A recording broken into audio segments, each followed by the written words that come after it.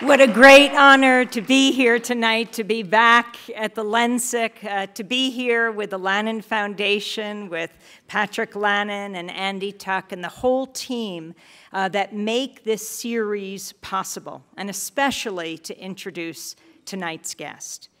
But before I do, I want to go back just a few months to a horrific time this summer, to what one leading American Jewish voice called the slaughter of the innocents. It was the Israeli assault on Gaza this past summer. It took 51 days and more than 2,200 Palestinian lives. Hundreds upon hundreds of them were Palestinian children. At least 66 Israeli soldiers also died, along with 6 civilians. The military attacked Gaza by land, by sea, and by air. It was more devastating than the 2008 and 2009 Operation Cast Lead, the name the Israeli military gave for the previous assault on Gaza, which killed more than 1,400 Palestinians. I remember just one day at the end of July, thousands of civilians were seeking shelter, and the Israeli military bombed a UN shelter. The United Nations said it reported the exact coordinates of the shelter to the Israeli military 17 times. And that was just one of the shelters that were attacked. The person who called the attack a slaughter of the innocents was Henry Siegman, a very interesting fellow, a venerable dean of American Jewish thought who we interviewed on Democracy Now! He's the former executive director of the American Jewish Congress and former executive head of the Synagogue Council of America, 2 of the major mainstream Jewish organizations in the United States who said the Israeli occupation of the Palestinian territories must end. He told us there's a Talmudic saying in the Ethics of the Fathers: don't judge your neighbor until you can imagine yourself in his place. So my first question, said Siegman, when I deal with any issue related to the Israeli-Palestinian issue, what if we were in their place? He said, no country, no people would live the way Gazans have been made to live. Our media rarely ever points out that these are people who have a right to live a decent, normal life too. And they too must think, what can we do to put an end to this? And what makes Henry Siegman so unusual, an ordained Orthodox rabbi, he was born in Germany in 1930. He and his family were persecuted. They were forced to leave Egypt. They went to Belgium. His father was a leader of European Zionism, but managed to get he and his wife and his 6 children out. They fled to France. They lived under occupied France. They made it to North Africa. They fled German submarines, made it to Ellis Island. He, too, as a little boy, said, we used to sing about Palestina. And so what has he said now, as he reflected in the midst of the killings? He talked about his long history with Zionism, and responding to the latest assault on Gaza, he said, it's disastrous when one thinks that this is what is necessary for Israel to survive, that the Zionist dream is based on the repeated slaughter of innocents on a scale that we're watching these days on television. That is really a profound crisis and should be a profound crisis in the thinking of all of us who are committed to the establishment of the state and to its success. He was the former head of the American Jewish Congress.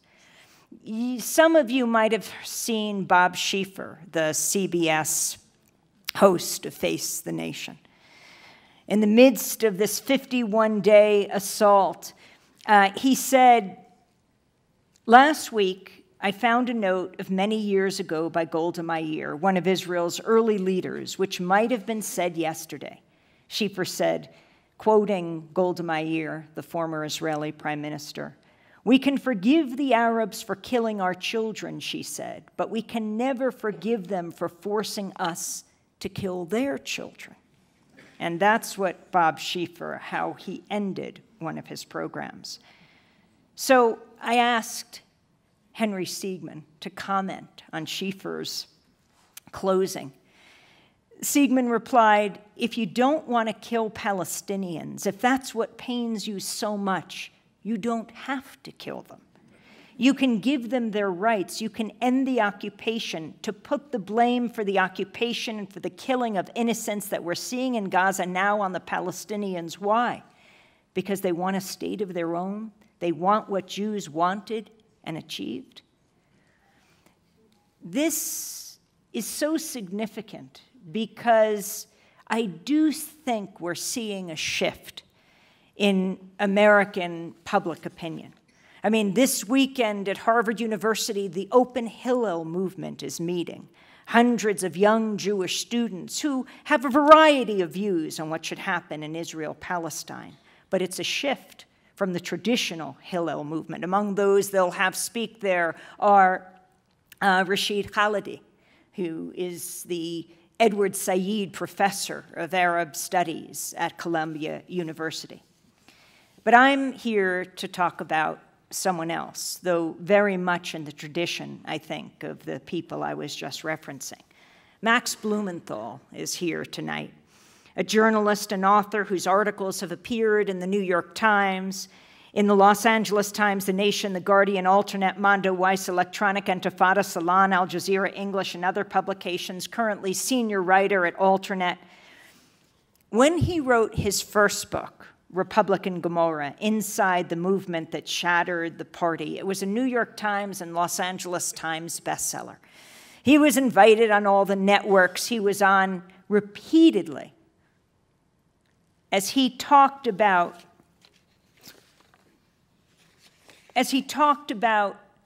the right wing of the Republican Party and how it's taking over a party that had a liberal base at a different time. Well, he was the toast of the party. His book became a bestseller. And then he wrote his second book, 4 years in the making, Lived in Israel and Palestine. His latest book, Goliath, Life and Loathing in Greater Israel.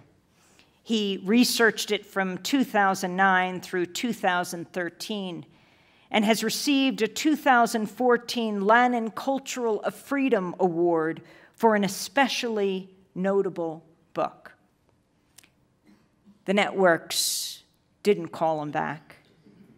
This very networks that couldn't get enough of Max had plenty of Max when it came to Goliath. If he was referenced, he was criticized, though it was the silence that was most damaging. His father and mother threw a book party for him, and that's significant. His father and mother, Sidney and Jackie Blumenthal, both worked in the Clinton White House. Sidney Blumenthal, you may know, a top aide. Oh, as Max put it, half the State Department was at the party, but it wasn't enough to get him interviewed. The criticism is okay, because then at least people learn that you have a book and they start to hear and they can make up their own minds. But it's the silencing, it's the whiting out of ideas that is so important and must be challenged. Suddenly, except for Democracy Now!, he was not on television. He was invited on Fresh Air with Terry Gross for his first book, Republican Gomorrah. Silence when it came to Goliath. And yet this book has been hailed by many. Just a few of those who talk about it. Adam Hochschild writes, brash, gritty, personal, and close to the ground. This is a report from an Israel and a Palestine we seldom see in the mainstream media. The sharp-edged scenes and portraits in this disturbing book show why the chances for lasting peace in the region have gone from bad to worse. Rashid Khalidi, said Goliath lifts the carefully maintained veil, concealing the reality of Israel as it actually is today, a reality that's elided in most reportage from the region. Blumenthal's book is packed with remarkable vignettes illustrating the dangerous path Israel is currently following. And Glenn Greenwald, who's back in the United States right now for the release of Laura Poitras's film Citizen 4, what Edward Snowden called himself. That's actually tonight, premiering at the New York Film Festival in New York. Glenn Greenwald, the Pulitzer Prize-winning journalist, said about Goliath, Max's book, "The only worthwhile, honest discussion of Israel can come from someone who possesses two attributes, fearlessness and expertise. Max Blumenthal wields both in abundance, and the result is an eye-opening and stunningly insightful book about the dramatic plight of a country central to America's political fortunes." Max Blumenthal has just come from Europe. He was in London for a week where he was speaking and received in a very different way than he was in the United States. And before that, he spoke at the Russell Tribunal about atrocities committed by the Israeli military in Gaza. Among the judges at the tribunal were Ken Loach, the film director, and Richard Falk, the UN rapporteur, former UN rapporteur in the Palestinian territories, and others. Bertrand Russell, of course, it was named for the Russell Tribunal on atrocities committed in Vietnam. Bertrand Russell, particularly significant today, was a Nobel Peace Prize winner, as was the remarkable Malala Yousafzai, who was just announced today. And so the silence hasn't stopped Max. He'll break the silence on his own. But that also shows how far-sighted he is. Fearless, brave, continuing to travel around the world, talking about what he has seen on the ground in Palestine. Max Blumenthal.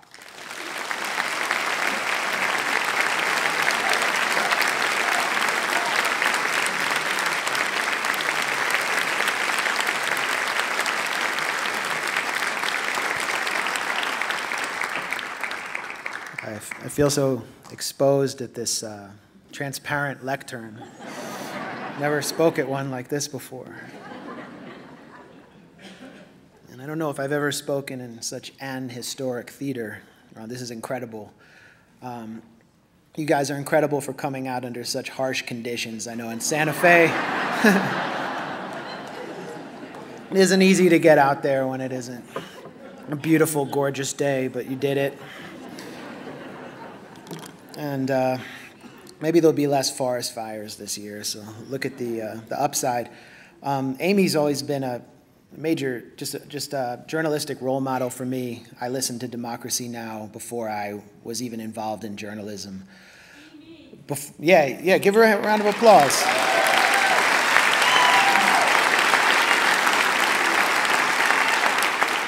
So, it's a huge honor to be introduced by her. She is really the hardest working person I know of in American media, period. She's everywhere. She was just in San Antonio, then she was in Detroit, and now she's here. And I think, now that she's here, I'm trying to convince her to, to relax a little bit and come with me to 10,000 Waves. I think a forehand massage is in order. And, when Chomsky comes down, he can do the Thai massage. Amy mentioned a lot of the surus that I went through on my book tour, the trials and tribulations, the slings and arrows that were thrown at me. Towards the end of my seven-month book tour, the never-ending book tour, the Lannan Foundation really came through and put on a series of incredible events across the country with, I think, someone who's the premier voice on this issue, Ali Abonima. And those those events that the Lannan Foundation helped sponsor really supercharged the book tour and brought it to such a wide audience. The Lannan Foundation has been an essential part in the production of both of my books. They've given me writing fellowships that gave me both the physical and intellectual space down in Marfa to produce these works. So I'm enormously grateful to them, not only for tonight, but just for being there throughout my entire career as an author, and just for their courage that they've shown on this issue. They're totally fearless.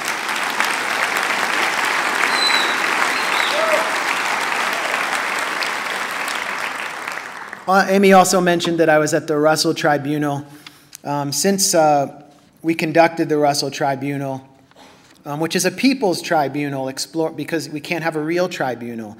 I mean, the leader of Kenya can be put before the ICC, but leaders, military and political leaders of the State of Israel, that's off limits. There is an exception for Palestinians when it comes to human rights. And so we have to have these people's tribunals, and I went and talked about the atrocities I documented inside the Gaza Strip during Operation Protective Edge, which I'm going to talk about tonight. But it was interesting that since the tribunal, we shook things up a little bit. The Simon Wiesenthal Center in Los Angeles, the hate group, has attacked not only the Russell Tribunal, but has smeared Bertrand Russell himself as an anti-Semite. It's too bad he's not around to defend himself, but this is the level that they've stooped to. And during my book tour, the Simon Wiesenthal Center named me the #9 anti-Israel, anti-Semite. This was after Louis Gohmert, Representative Louis Gohmert, not exactly the sharpest tool in the toolbox, attacked me. This is an evangelical Christian, attacked me as an anti-Semite on the House floor. So I was proud to have my name read into the congressional record. But I was #9 on this list. It was incredible. And my mother was Shepping Nachas. My mother was proud because I was tied with Alice Walker,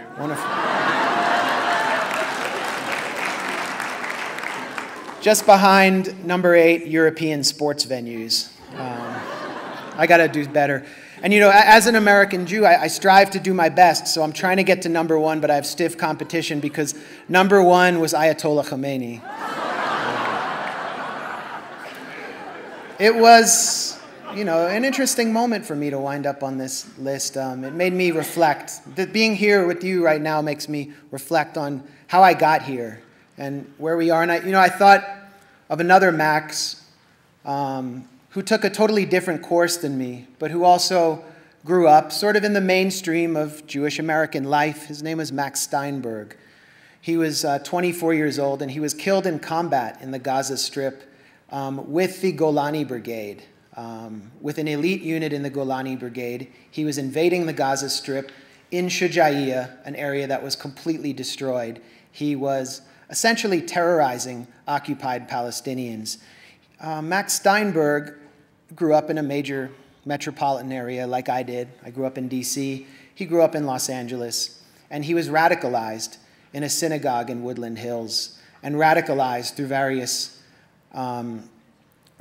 pro-Israel programs.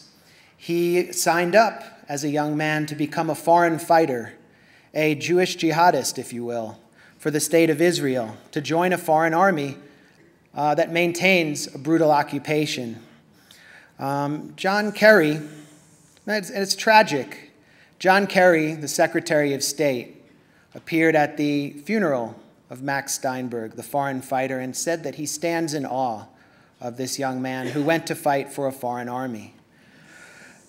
This young man who went to fight for the Jewish state in Israel and the Levant, or JSIL, while John Kerry calls for war on the Islamic State in Iraq and the Levant, or ISIL, a force that is largely comprised or partially comprised of young Muslim men who were radicalized in the West and enlisted as foreign fighters to commit acts of ethnic cleansing.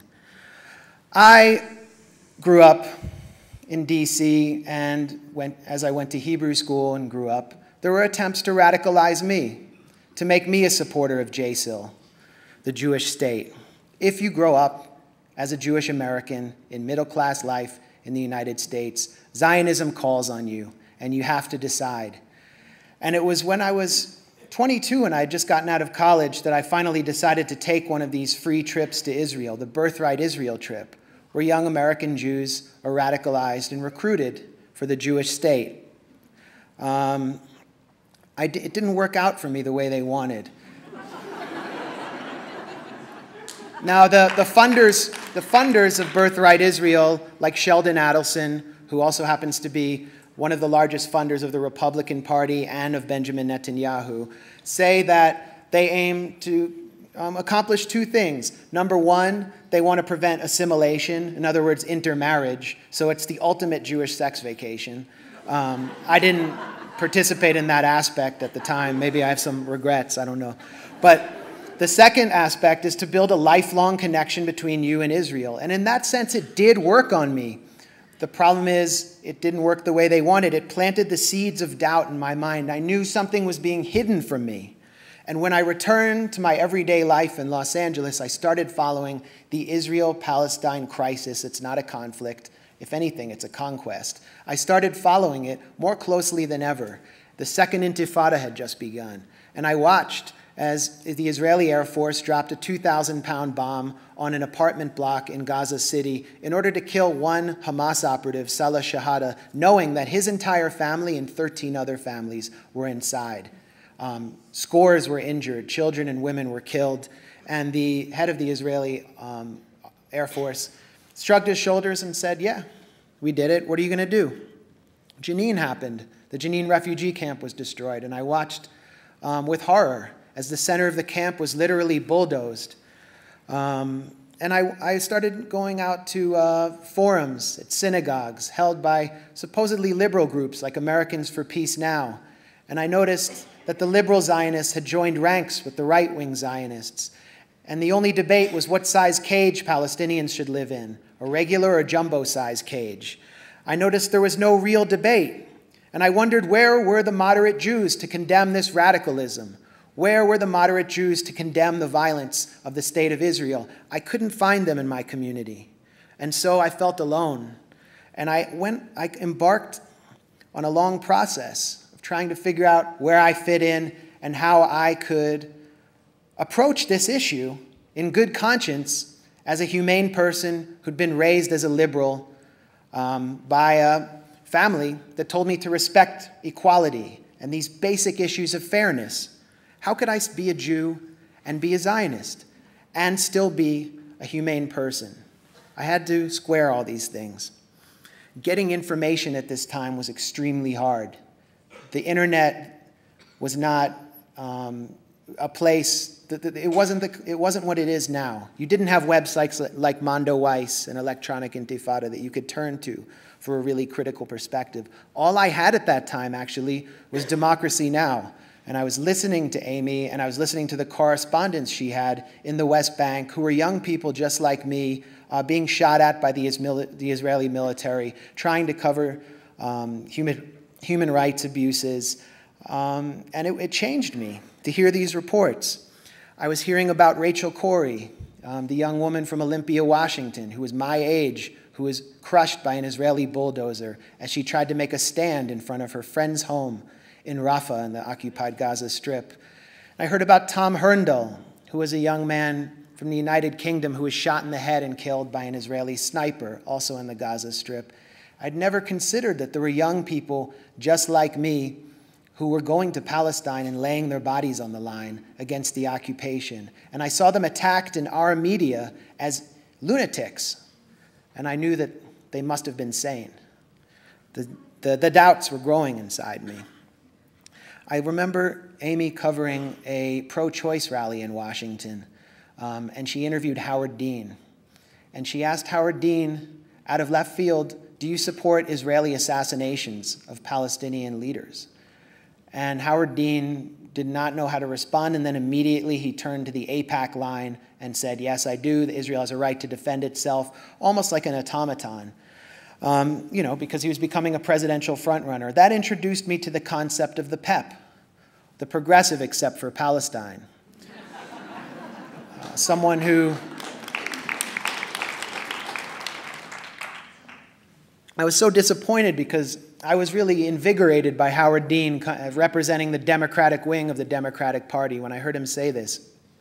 And it occurred to me that there were so many people, particularly in Jewish American life, who supported abortion rights and were ready to go to the barricades for gay rights, who were environmentally conscious and shopped for free-range chicken at the local farmer's market, but weren't particularly comfortable with free-range Palestinians.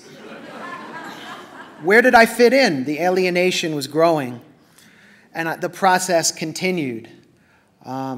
Over the years, I was trying to find a community of people who shared my views on this issue, of Jews who shared my views, and of Palestinians. The breaking point came with Operation Cast Lead, which Amy discussed in the beginning.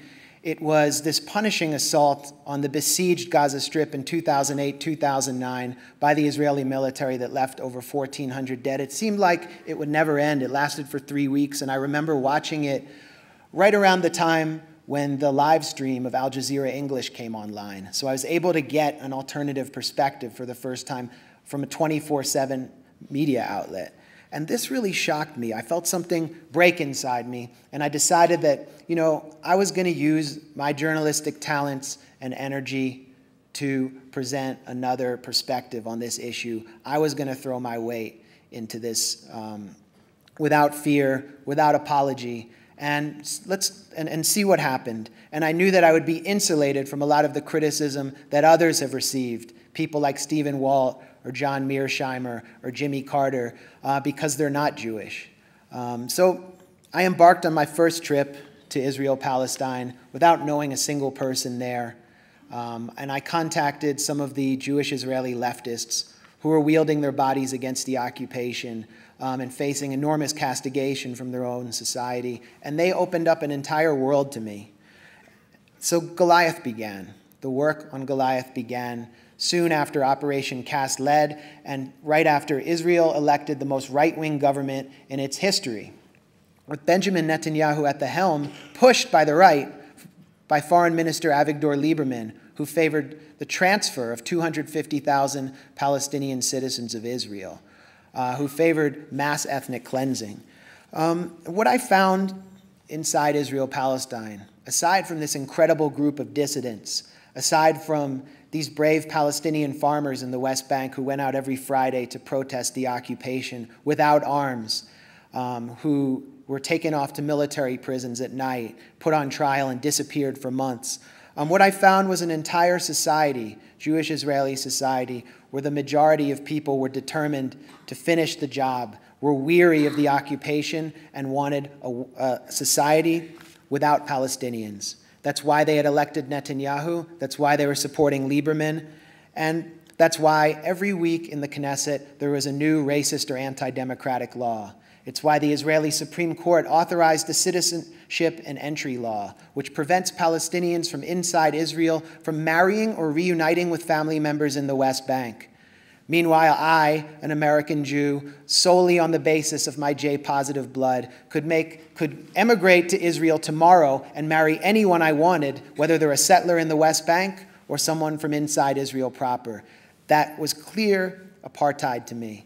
I saw the Prover plan unfold, a plan out in the open, which was a blueprint for the forced removal of 80,000 indigenous Bedouin who were citizens of the state of Israel. And I visited the village of Al-Arakib, an unrecognized Bedouin village, spent the night there, and in the morning watched the village wiped off the map. It was the third time it's been wiped off the map, and since that visit, it has been bulldozed and destroyed 73 times in order to build an unnatural forest in the desert and a Jews-only community sponsored by the Jewish National Fund, one of the top 501c3 nonprofits in the United States. I found a matrix of control based on demographic separation and the engineering of a Jewish demographic majority in order to preserve and maintain the state of Israel's ethnic purity, embodied in the separation wall, 638 kilometers of concrete cutting deep into the West Bank, the walls surrounding the Gaza Strip, a besieged population quarantined from the rest of the world. I found that the separation regime, what the Israelis call hafradah, clear policy of separating people based on ethnic and religious lines, had had a terrible effect on young people in Jewish society in Israel. While young American Jews are turning against the occupation in droves and developing critical attitudes on the state of Israel, young Jews in Israel are turning more right-wing than ever. And so that every year, the Israeli Democracy Institute, which conducts the most comprehensive and authoritative poll of Jewish Israeli attitudes, showed a majority of young Jewish Israelis declaring their refusal to sit in a classroom with an Arab citizen of Israel, refusing to live next door to an Arab. A majority of Israelis supporting the use of violent force in order to remove non-Jewish African refugees from Israeli society. A plurality of Israelis declaring support for internment camps for Arabs during wartime in Israel. Poll after poll showing rising racist attitudes and militaristic attitudes, a product of an education system which is cultivating young minds to be good soldiers, not good citizens. And ultimately, the effect of growing up, tragically, in the only active settler colonial state in the world. The post-Oslo generation of Israelis is more right-wing than ever, and their attitudes grow more right-wing each year. And those attitudes were carried in to the war that I'm going to describe to you. The most severe iteration of this right-wing government and of the separation regime that it's imposed on Palestinians is, of course, the siege of Gaza. Now, what is the Gaza Strip? The Gaza Strip is a small coastal enclave that borders Egypt and the state of Israel, which is surrounded by electrified fencing, concrete walls, sentry towers, and remote-controlled machine guns by land, and an Israeli naval cordon by sea. The population depends entirely on the state of Israel to allow it to receive its basic necessities. Former Israeli government advisor Dov Weissglass said that we will not allow the population of Gaza to starve, we'll simply put it on a diet, which is why Israeli administrators from the Defense Ministry literally count the calories through complex mathematical equations that each resident of the Gaza Strip is enabled to receive under the siege regime. The people in Gaza live in the second most densely populated area on Earth. And that's because most of them are refugees. 80% of them are refugees. They previously had land and homes inside what is known as Israel. They are ghettoized permanently because they're not allowed to return to Israel. They can't return to Israel because they will upend the Jewish demographic majority. In other words, they will pollute the ethnic purity of the state. If they were Jews, the walls would come down tomorrow and they would be free to move wherever they wanted. They're there because they're not Jewish. They're there because of Zionism. That's it. Unlike the West Bank, however, the people in the Gaza Strip had not been demilitarized. They had not been crushed. They were unbroken. They had not had a Quisling regime imposed on them or been forced into futile negotiations that yielded nothing but thousands upon thousands of illegal Israeli settlements. Instead, the resistance pushed out the Israeli settlers. They were unbroken. They resisted their ghettoization and their dispossession as any dignified people in the world would. They did so under the banner of Hamas, a group that is classified as a terrorist group in the United States, which many Americans believe is out to kill them. Hamas is an Islamist group that was elected, according to the Congressional Research Service, in free and fair elections in 2006. And it did proceed to impose a repressive regime on the Gaza Strip in place of the Palestinian Authority and Fatah's repressive regime, a repression with an Islamist flavor. They abused their political opponents. I disagree with their political goals, but they are supported by people, including secular friends of mine, not necessarily because of their politics, but because they're willing to resist, because they're fighting the occupier, as any people would. I thought about this in terms of the U.S. after watching this brilliant cinematic masterpiece by John Milius called Red Dawn, about the situation of Gaza and why even secular people in Gaza support Hamas, or at least the resistance wing, the Al-Qassam brigades. In this film, the U.S. is under Soviet occupation, and a group of high school students, middle American high school students, go out and form a guerrilla band and attack the Soviets and fight them off. It's the most violent film in Hollywood history. I think there are 4 on-screen deaths per minute or something. And it's a great Patrick Swayze film. And I wondered, let me put myself in the shoes of people in Gaza. What if my country was under occupation by a marauding colonial foreign entity that was abusing my neighbors? And what if the liberal Democrats, cooperated in that occupation and tried to negotiate with the occupier and met secretly with the occupier and conducted deals behind our backs while the Christian right and the Tea Party agreed to put up a fight? Who would I stand with? Well, it's obvious. I would stand with the Christian right and the Tea Party against the occupation. I would be on the front lines with Pat Robertson in the Jerry Falwell Brigade. I'd be handing up RPGs to James Dobson like any dignified person would. You remove the occupation, and then you deal with the rest. That is the mentality of most of the people that I know living in the Gaza Strip right now. There are, in fact, zones in our country that are basically occupied. I don't know if you've read Michelle Alexander's book, The New Jim Crow, but there's a chapter in that book called The Occupation. And it is about how young black men in the inner city often refer to the police as the occupation. We've seen in Ferguson and in St. Louis not only shows of incredible solidarity between Palestine and inner city America, but scenes of occupation, of an almost military-style occupation. And we're seeing in St. Louis right now people throwing rocks at the police. We've seen that in Ferguson, and we've seen those demonstrators demonized as the undignified protesters by everyone from Barack Obama on down. Just as we've seen liberals like Nicholas Kristof in the New York Times demonize Palestinians for taking up arms against their occupier, for even throwing rocks. Kristof said, throwing rocks won't cut it. The people who counsel pacifism in the face of states' limitless, malevolent capacity for violence, who afford no right of self-defense to people left to fend for themselves, these people are the greatest allies of fascism.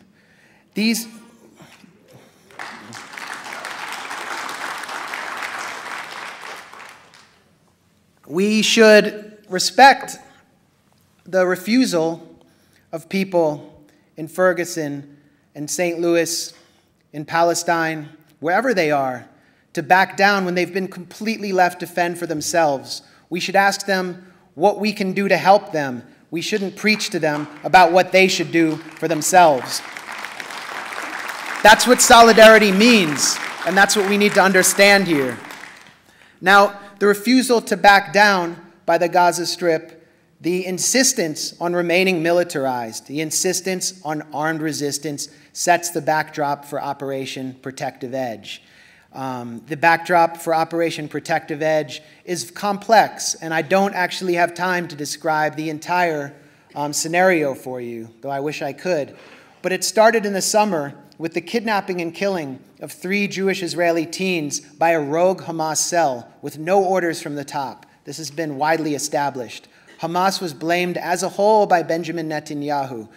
Netanyahu referred to them as human animals, and he declared, after a cabinet meeting to the Israeli public, the revenge for the blood of a small child Satan has not yet created, calling for blood vengeance. The following day, mobs poured out into Jerusalem, calling for death to Arabs. A group of young men met at one of these demonstrations. 3 of them went out into occupied East Jerusalem, caught a young Palestinian boy sitting on a ledge on his home named Mohammed Abu Khader, took him to the woods, forced him to drink gasoline, and burned him alive. As revenge, for the killing of these 3 teens, killings which were politically manipulated by Netanyahu, who is under increasing pressure after being blamed for the failure of the peace process by the U.S. and pressure from the unity government of Fatah and Hamas, the first time these 2 groups had formed a unity government. Netanyahu and the Israeli military initiated a full-bore assault on the West Bank, arresting hundreds upon hundreds of members of Hamas and anyone loosely affiliated with Hamas's political wing. In the Gaza Strip, Hamas saw this as an act of war, and in many ways it was. 6 Palestinians were killed, hundreds were wounded. The Gaza Strip was seething with anger under siege. There was very little choice for them. Do they retaliate, or do they continue to accept the siege and watch members of their society go to jail without charges by the hundreds and thousands? Rockets were launched from the Gaza Strip by splinter factions not connected to Hamas. The Israeli military on July 7th attacked the Gaza Strip deliberately, targeting Hamas operatives, killing 7. The next day, Hamas authorized its first launch of rockets. Operation Protective Edge was initiated. I entered the Gaza Strip on August 14th during a 5-day humanitarian ceasefire. This was after a month and a half of fighting between the Al-Qassam brigades and the armed factions of the Gaza Strip and the Israeli military. 25% of the Gaza Strip was in ruins at this time. And I went through the Erez checkpoint controlled by the State of Israel. It's an empty terminal. You walk through an iron door, and all of a sudden, you're in the walled-off ghetto. A remote-controlled machine gun is to your right, controlled by Israeli soldiers, young Israeli soldiers in the Negev desert in air-conditioned offices. A drone is over your head, and that drone will be over your head the entire time you're in the Gaza Strip. It is a scene of dystopia. You immediately enter Beit Hanun, the northern city of the Gaza Strip, which looks like a post-apocalyptic moonscape. Nearly every building in Beit Hanun was destroyed by the time I arrived. And I went to Shuja'iyah, which was one of the areas east of Gaza City where the fiercest battles raged, another border area which was completely flattened. And remember, Israeli politicians from Gilad Sharon, the son of Ariel Sharon, to Deputy Speaker of Knesset Moshe Feiglin had called for the flattening of Gaza. And so their policy was played out in Shuja'iyah as 600 shells on July 19th flew in to Shuja'iyah in 1 hour. Everything was destroyed, including the Wafa Geriatric Hospital, which was the only geriatric hospital in the Gaza Strip. It was evacuated under fire and deliberately targeted and destroyed by the Israeli military. I then went to Khuzah, which was the scene of the grisliest massacres in the Gaza Strip, just east of Khan Yunis, south of Shuja'iyah. And it was there that I met Hani Najjar. He was one of the lucky ones, because many people, when the Israeli military arrived in Khuzah, were not able to escape. They were held under siege for 6 days. Members of Hani Najjar's family were used as human shields, forced to stand on their roof as snipers shot their neighbors arbitrarily. Around the corner was the Rujela family, who lost their daughter Adir, a 16-year-old epileptic who was not able to keep up with her family in her wheelchair and was obliterated by a tank shell. Hani Najjar returned to his house. Most of the house was intact, except his bathroom, where he found 5 men handcuffed, riddled with bullets. Their throats had been slit with the knives that he used to slaughter his chickens, and they had been burned. Their flesh had been splattered over the walls of his bathrooms with grenade shells. And when I arrived, the flesh and the dried blood was still there. And Hani Najjar told me that he would personally destroy his own house rather than live in it. These stories were the kind of stories I heard on every street and in every home in Khuzah. No one was untouched by the violence in this town of 10,000. 2 paramedics who attempted to evacuate people during these 6 days of slaughter told me that they found an 80-year-old woman in a chicken coop who had been there for 8 days, hiding in the chicken coop, living off chicken feed. She had just run out of chicken feed and was certain that she'd die when they rescued her. That is a sort of psychological death. The memories of these stories are really hard to grapple with. The worst scenes were described to me in Rafah, the southernmost city in the Gaza Strip, a city that borders Egypt and the state of Israel. And it was there that I met Mahmoud Abu Said on the easternmost outskirts of Rafah. He was a 19-year-old kid who had been used as a human shield by Israeli forces on July 26th. Israeli forces arrived at his home on an iftar, ordered the family out, asked if anyone spoke Hebrew. When his father answered in the affirmative, they shot him in the chest and left him to die. And I heard these bizarre stories across the Gaza Strip of people of soldiers asking if anyone spoke Hebrew and shooting those who answered in the affirmative. I can't understand why. The family was evacuated. They were sent away. But Mahmoud was taken, wrapped in a rug, taken to the top floor of his house as the soldiers punched holes in his walls and proceeded to snipe at his neighbors. They stripped him naked, stood him in front of the holes, and used him as a human shield while they killed 2 of his young neighbors, including Salah Israebi, a 26-year-old taxi driver. Across the street, I met Suleiman Israebi, who stood by the destroyed car of his son. He said his son had been killed by a sniper, his car had been destroyed by a drone, and his house had been destroyed by an F-16. He said, every time I start a business, they destroy it. Every time I start a farm, they burn it down. Every time I have a son, they kill him. What kind of life can I have? And then he looked at me and he said, you're an American. It's your government that's responsible for this. Not your people, but your government. I heard that everywhere I went in the Gaza Strip. 5 days later, a humanitarian ceasefire was to begin in Rafah. This was August 1st, a day now known in Rafah as Black Friday.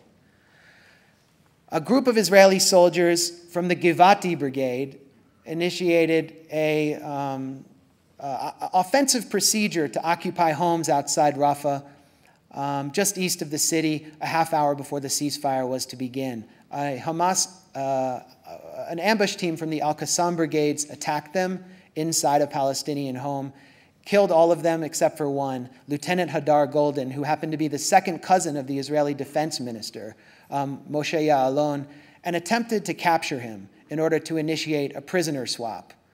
They attempted to take him in a tunnel. And it was then that Givati Brigade Commander Ofer Winter, who's an important figure in this story, initiated the Hannibal Directive. Now, first of all, let me tell you a little bit about Ofer Winter. Ofer Winter is one of the religious nationalists who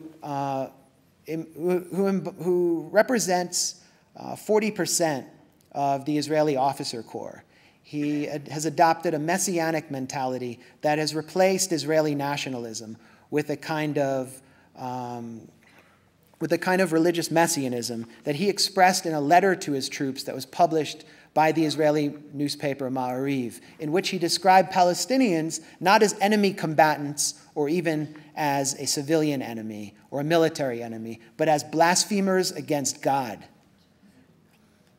And that was the mentality that he brought into the Gaza Strip on Black Friday, on August 1st, when he initiated the Hannibal Directive. The Hannibal Directive is a semi-secret Israeli military policy crafted in 1986 to prevent the capture of Israeli soldiers and therefore to prevent politically painful prisoner swaps. It allows not only an attack on the ambush team that captures the soldier, but an attack to kill the soldier himself so that he can't be swapped. Consider that, consider what kind of value the Israeli military places on human life if they're willing to kill their own soldiers. In this case, Winter initiated the attack not only to kill Hadar Golden and the ambush team, but as an instrument of revenge on the entire civilian population. As one Israeli soldier said in an interview with the Israeli newspaper Ynet, all military means were kosher to thwart the capture. Even if I destroyed structures or harmed Palestinians, it was with faith in the justness of our cause as we are educated in the Israeli army. Every kind of munition possible was descended upon the on Rafah. F-16 500-pound dumb bombs, mortar shells, naval shelling, tank shells, drone missiles, dime weaponry, dense inert metal explosives which make a tiny 1-millimeter entry wound and burn the internal organs of the target. 190 were killed after the Hannibal Directive was invoked. But that's not the worst part. I interviewed the Kadan family about their escape during Black Friday, and they told me that they fled from their home as their neighbors dropped like flies, in their words, to the Al-Najjar hospital, which is the only major functioning hospital in Rafah. As soon as they arrived, the Israeli military threatened to bomb Al-Najjar hospital, and the entire hospital had to evacuate. The only place they could evacuate to was a small OBGYN and dental clinic in the center of Rafah called the Kuwaiti Hospital with only 20 beds. And it was there that I met Dr. Samir Holmes, the chief doctor, who told me that he performed amputations and operations in his hallways, in dental chairs, in the waiting room, that his own nurses came in with their bodies bisected in body bags, and that their colleagues would faint as they discovered them. The death toll was so high, the carnage was so terrible, that Holmes had to call up local supermarkets and ask them to bring in ice cream coolers to store the bodies of dead children in. He had to store body parts in local meat lockers. This was Black Friday, and Barack Obama and his press secretary stood before the world and blamed Hamas barbarism for the entire episode, legitimizing the violence. By this time, 18,000 to 20,000 tons of explosives had fallen on the Gaza Strip, as much as one of the bombs that the United States dropped on Hiroshima at the end of World War II. During this slaughter, Barack Obama authorized an emergency rearmament of the Israeli military with more mortar rounds. If you go to the Gaza Strip now, you will find families using those spent mortar shells as ashtrays and painted vases. And so it continued for days and days while I was in the Gaza Strip. Being under the bombing of Israeli F-16s is terrifying because you don't know who's next. You feel like bare life. Everybody's vulnerable in the Gaza Strip, and any life can be turned off with the flick of a switch by a drone operator or a military intelligence officer in an air-conditioned office in Tel Aviv or the Negev desert. It could be you, and you know it. I knew it when I was sitting in a cafe with Haidar Eid by the Shifa Hospital in Gaza Strip, trying to have a conversation about Frans Fanon and South Africa as a drone hovered right over our heads. And it's really hard to concentrate when a drone's right over your head.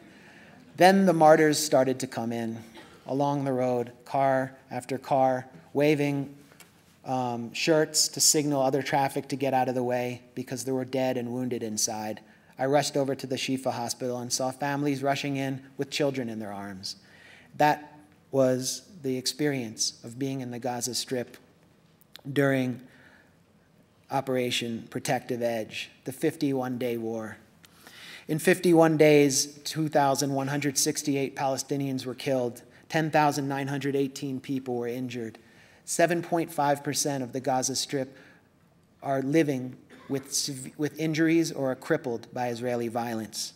75% of those killed were civilians, according to the Al-Mazan Center for Human Rights. 18,000 houses were badly damaged, according to the UN. Over 50 mosques were targeted and destroyed, including the 700-year-old Omari Mosque. 22 schools destroyed, including Islamic University, where our friend Rifat Al-Arir teaches, someone who I had the opportunity to meet thanks to the Lannan Foundation in Berkeley, his classroom, where he taught the Merchant of Venice and instructed his students against anti-Semitic attitudes, was destroyed by an Israeli missile. 128 factories and businesses were totally destroyed in those 51 days. Those 51 days of terror exacted almost $8 billion of damage on the Gaza Strip. 1,500 children are orphaned, and 89 families 89 entire families were completely and totally liquidated. If you think of the 800,000 olive trees that have been uprooted by Israeli forces and settlers since 1967, think of these 89 family trees. Think of these 89 trees that have been uprooted, these lineages eliminated forever.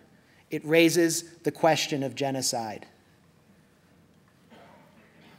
The ceasefire couldn't have arrived sooner.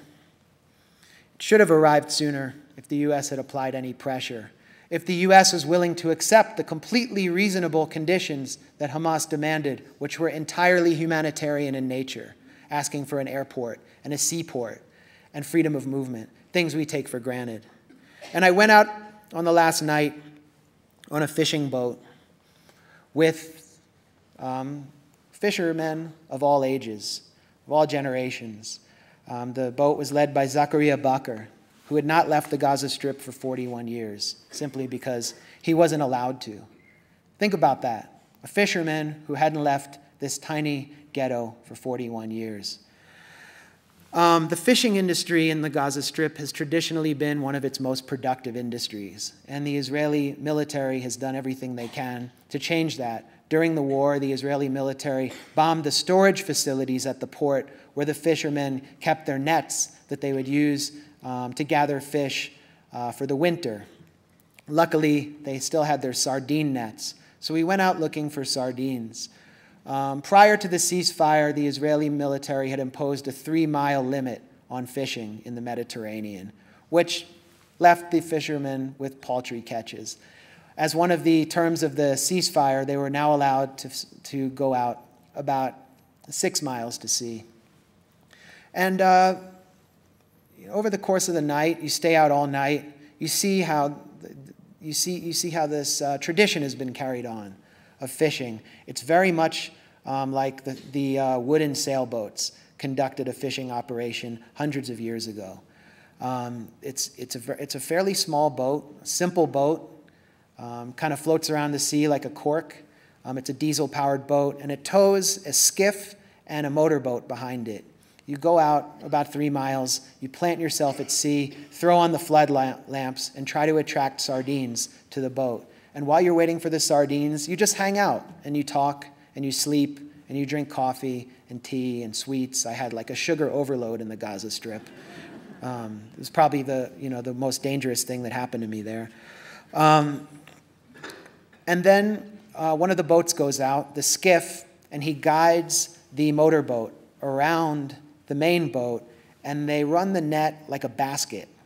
And then everyone else on the boat, including me and the internationals on board, pull the net in and just gather in the basket, and we see what we caught. And each time we gathered it in throughout the night, there just wasn't enough there because we couldn't go out deep enough.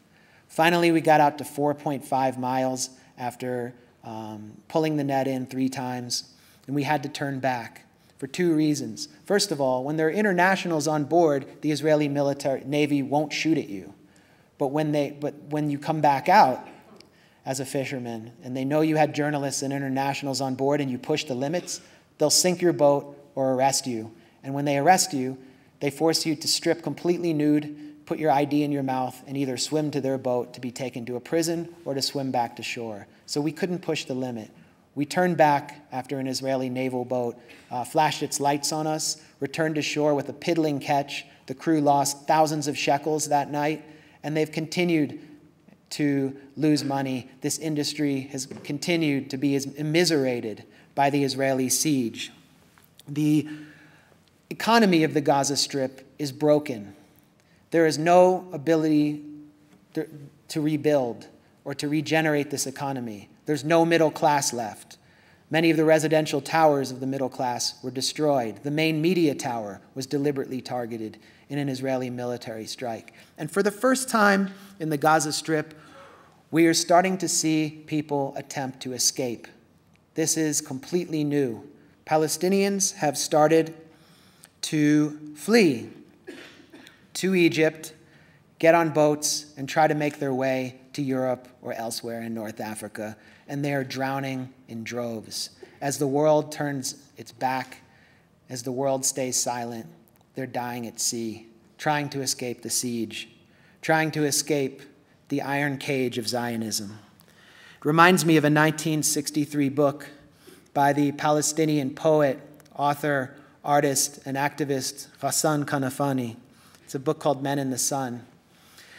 And it's about 3 Palestinian refugees who have been expelled from what is now the state of Israel and are living in refugee camps in Lebanon.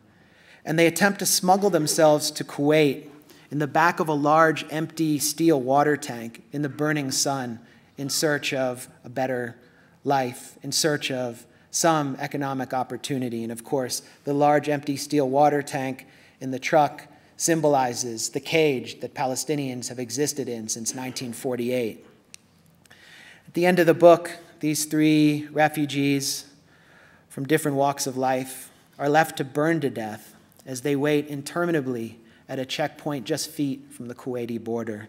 The truck driver returns to the truck after shuffling their passports, and he screams and he exclaims, "Why didn't you bang? Why didn't you scream?" It turns out they had been banging. They had been screaming, but he didn't hear. And of course, Kuwait and the Arab world and the wider world didn't listen. This is obviously iconic of the Palestinian struggle because they continue to knock and they continue to scream. They knocked in Shuja'iyah. They knocked in Rafah. They knocked in Kalandia. They knocked in Lebanon. They knocked in Yarmouk, in Syria. But what did we do? Did we hear them? Did we answer them? The question now, as darkness descends on Gaza, as we see silence about Gaza, is why don't we bang? Why don't you bang? Why don't you scream? And if you don't bang, what's next? And if you don't scream, who's next? We're next. Thank you.